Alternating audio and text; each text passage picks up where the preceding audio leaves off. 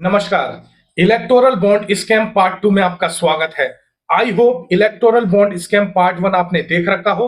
तो शुरू करते हैं इलेक्टोरल बॉन्ड स्कैम पार्ट 2 को। अगर कोई सबसे बड़ी कंपनी है, डेटा एनालिसिस के थ्रू पता चलता है जिसने सबसे ज्यादा इलेक्टोरल बॉन्ड्स परचेज किए हैं और किसी पॉलिटिकल पार्टी को दिए हैं, तो वो कंपनी है फ्यूचर गेमिंग कंपनी। ईसीआई यानी इलेक्शन कमीशन ऑफ इंडिया के अकॉर्डिंग इलेक्शंस में जो खर्च करने की लिमिट है कि कोई भी पार्टी अगर इलेक्शंस में खर्च करती है तो इस लिमिट से ज्यादा खर्च नहीं कर सकती। वो लिमिट है 95 लाख और 70 लाख पार्लियामेंट्री इलेक्शंस के लिए और 40 लाख और 28 लाख हैं असेंबली इलेक्शंस के लिए।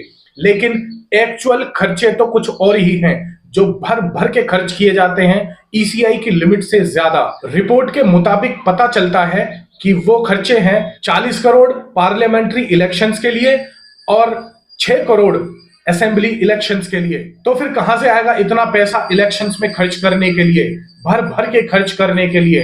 तो इलेक्टोरल बॉन्ड्स की चोरी या लूट तो बनती है। इलेक्शन कमीशन की लिमिट से ज्यादा चुनाव के प्रचार में दबाकर पैसा खर्च किया जाता है और पैसे के बल पर हेरा फेरी करके चुनाव जीत लिया जाता है।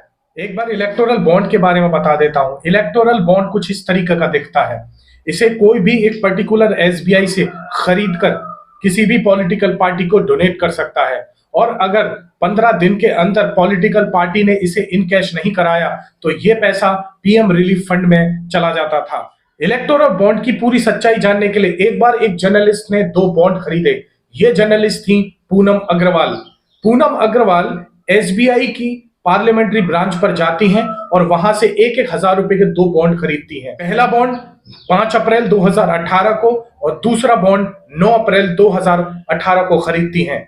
उस वक्त पूनम अग्रवाल द क्विंट में काम करती थी। इस बॉन्ड को देखकर पूनम अग्रवाल ने नोटिस किया कि इस बॉन्ड पर खरीदने वाले का नाम तो है ही नहीं कि किसने खरीदा है, नाम क्यों छुपाया जा रहा है। गौर से देखने पर पता चला कि ये दोनों बॉन्ड तो सेम हैं, तारीख के अलावा इनमें कोई डिफरेंस नहीं है। दोनों के दोनों बॉन्ड सेम दिखाई पड़ रहे हैं और तारीख जो रेड कलर में दिखाई दे रही है उसके अलावा कोई डिफरेंस नहीं नजर आ रहा है। जब इनमें से एक बॉन्ड को फॉरेंसिक लैब टेस्ट के लिए भेजा गया तो पता चला कि इस बॉन्ड के एक कोने पर अल्फा न्यूमेरिकल सीक्रेट कोड पड़ा हुआ है जो सिर्फ अल्ट्रा वायोलेट यानी कि यूवी लाइट डालने पर ही दिखाई पड़ता है। इसका मतलब सरकार अब तक झूठ बोलती आ रही थी। सरकार का कहना था कि कोई भी अगर इलेक्टोरल बॉन्ड खरीदता है तो हम उसकी पहचान छुपा कर रखेंगे, पता भी नहीं चलेगा कि किसने बॉन्ड खरीदा है और किसके लिए खरीदा है। इसलिए द क्विंट में पूनम अग्रवाल ने इस बात का खुलासा करते हुए कहा था कि पब्लिक को मिसलीड किया जा रहा है। इलेक्टोरल बॉन्ड देने वाले डोनर की कोई आइडेंटिटी कॉन्फिडेंशियल नहीं रखी जा रही है। जबकि 2018 में जब फाइनेंस मिनिस्टर अरुण जेटली थे, इस स्कीम को लाया गया था और प्रॉमिस किया गया था कि इलेक्टोरल बॉन्ड देने वाले को कभी भी ट्रैक नहीं किया जा सकेगा, हम उसकी आइडेंटिटी को कॉन्फिडेंशियल रखेंगे, डोनर को डरने की जरूरत नहीं है ताकि उसको किसी भी तरह से फ्यूचर में किसी भी पॉलिटिकल पार्टी से कोई नुकसान न पहुंचे। जब झूठ पकड़ा गया तो फाइनेंस मिनिस्ट्री ने भी मान लिया कि हाँ, इलेक्टोरल बॉन्ड के ऊपर एक अल्फा न्यूमेरिकल कोड है, लेकिन इससे किसी भी डोनर की ट्रांजैक्शन ट्रैक नहीं हो सकेगी। एसबीआई इस कोड को किसी से भी शेयर नहीं करेगी, इंक्लूडिंग द गवर्नमेंट। उस वक्त के finance minister late Arun Jaitley ji ने पार्लियामेंट में अपोजिशन के सामने यह कहा कि चिंता मत करो, किसी को पता नहीं चलेगा कि इलेक्टोरल बॉन्ड कौन दे रहा है, कौन आपको पैसे डोनेट कर रहा है। उन्होंने कहा कि हमारी सरकार आपका भी ध्यान रखेगी, टेंशन ना लो, हमारी सरकार ऑपोजिशन का भी अच्छे से ध्यान रखेगी। लेकिन यह भी झूठ था। और फिर जनवरी 2018 को नोटिफिकेशन आती है जिसके सेक्शन 6(4) में बोला जाता है कि अगर लॉ इन्फोर्समेंट ने इलेक्टोरल बॉन्ड्स की सारी डिटेल्स मांगी तो एसबीआई को ये सारी डिटेल्स देनी होंगी। इसमें 3 महत्वपूर्ण बातें निकल कर आ रही हैं सामने। पहला कि कभी भी जनता को यह नहीं पता चलेगा कि इलेक्टोरल बॉन्ड देने वाला कौन है और किस पार्टी को इलेक्टोरल बॉन्ड्स जा रहे हैं। और दूसरी बात, ऑपोजिशन को कभी भी यह पता नहीं रहता था कि बीजेपी को कितने अमाउंट के बॉन्ड्स दिए जा रहे हैं और कौन कंपनी है, कौन है जो इलेक्टोरल बॉन्ड्स बीजेपी को देती है। तीसरा, तीसरी बात में, लेकिन बीजेपी को सब पता रहता था कि ऑपोजिशन को कौन बॉन्ड दे रहा है, कौन कंपनी है और कितने अमाउंट के बॉन्ड ऑपोजिशन को दिए जा रहे हैं, और इसे बीजेपी ऑपोजिशन के खिलाफ सीक्रेट हथियार की तरह इस्तेमाल करने लगी और इसका नाजायज फायदा उठाने लगी क्योंकि बीजेपी पावर में थी। अब बताइए कि कौन सी ट्रांसपेरेंसी रह गई।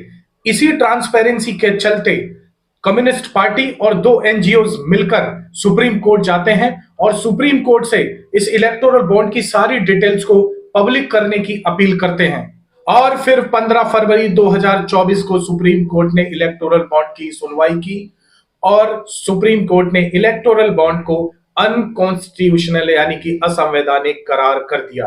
और सुप्रीम कोर्ट ने एसबीआई को इलेक्टोरल बॉन्ड्स की सारी डिटेल डिस्क्लोज करने का ऑर्डर दिया। और फिर एसबीआई ने बहुत से बीच में बहाने भी बनाए कि हम इतने कम दिनों में ये काम नहीं कर पाएंगे, इतनी सारी डिटेल्स को मर्ज नहीं कर पाएंगे, डेटा अलग अलग है, ये है और वो है, हमें इतने टाइम का वक्त चाहिए, हमें 4 जून तक का 30 जून तक का टाइम चाहिए। लेकिन सुप्रीम कोर्ट ने डांट फटकार लगाकर एसबीआई को सारी डिटेल्स को कुछ ही दिनों में डिस्क्लोज करवा लिया। और एसबीआई ने इस डिटेल्स को 2 लिस्ट में जारी किया। पहली लिस्ट थी कि कौन कंपनी कितना अमाउंट दे रही है और दूसरी लिस्ट थी कि कौन सी पार्टी को कितना अमाउंट मिला है। अब कुछ आंकड़ों को देखिए। इन आंकड़ों के हिसाब से साफ दिखाई दे रहा है कि सबसे ज्यादा इलेक्टोरल बॉन्ड बीजेपी को मिले हैं, जिसमें मेगा इंजीनियरिंग ने बीजेपी को 584 करोड़ रुपए के बॉन्ड दिए, क्विक सप्लाई चेन ने बीजेपी को 375 करोड़ के बॉन्ड दिए।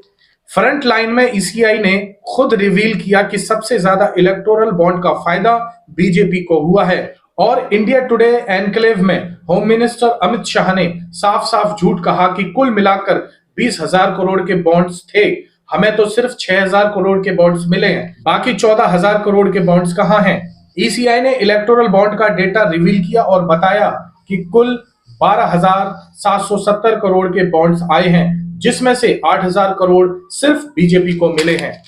आप डेटा को देखिए, इन 12,000 करोड़ में से 6,000 करोड़ बीजेपी को मिलते हैं, जो कि 47.5% होते हैं। दूसरे नंबर पर है टीएमसी, जिसे 1,600 करोड़ के बॉन्ड मिलते हैं, जो कि 12.6% है। और तीसरे नंबर पर है कांग्रेस, जिसे 1,421 करोड़ रुपए के बॉन्ड मिले हैं, जो कि है 11.1%। चौथे नंबर पर है बीआरएस तेलंगाना, जिसे 1,214 करोड़ रुपए के बॉन्ड मिले हैं।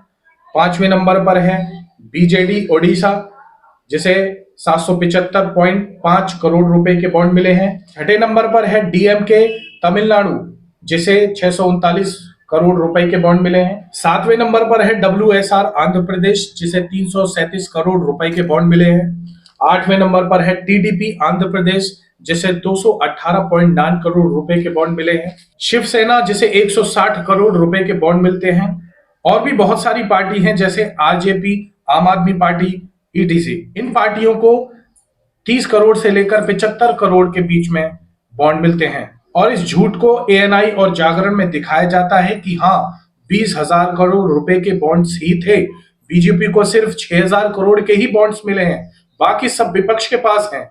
और फिर इंडिया टुडे में दिखाया जाता है कि अमित शाह ने इलेक्टोरल बॉन्ड के मुद्दे पर ऑपोजिशन की धज्जियां उड़ा दी। सिर्फ बॉन्ड देना स्कैम नहीं है, बॉन्ड तो कोई भी किसी भी पॉलिटिकल पार्टी को दे सकता है, लेकिन किसी फायदे के लिए अगर बॉन्ड दिया जाए तो वो स्कैम है। जैसे कि कोई प्रोजेक्ट पास कराना हो, कोई कंपनी का प्रोजेक्ट है और वो उसे पास कराना है, कोई टेंडर लेना हो और तब बॉन्ड दिया जाए, तो ये स्कैम की नजर में आता है। जो कंपनियां बॉन्ड नहीं देती उन पर ईडी की रेड पड़वाई जाती है और फिर जबरन उन कंपनियों को मजबूर करके उनसे चंदा वसूल किया जाता है। ये तो वही बात हुई कि हर हाल में चंदा लूंगा और चंदा नहीं दिया तो ईडी का फंदा दूंगा। ये है स्कैम। जनता के टैक्स के पैसे को कंपनियों के प्रोजेक्ट के लिए दिया जाता है और फिर उन कंपनियों से वापसी में बहुत भर भर के चंदा लिया जाता है। ये है स्कैम। ये है सबसे बड़ा स्कैम जो इंडिया में किया जा रहा था। और फिर अमित शाह के झूठ के बाद सेम झूठ उन्हीं के पॉलिटिशियन यानी बीजेपी के पॉलिटिशियन आरपी सिंह ने भी बोला। हमें धन्यवाद देना चाहिए उन ऑर्गेनाइजेशंस का, उन लोगों का जिनकी मदद से ये घोटाला सामने आ पाया है। और एडवोकेट प्रशांत भूषण का, जिन्होंने सुप्रीम कोर्ट में इस मुद्दे पर बहस की। मुझको अपने बैंक की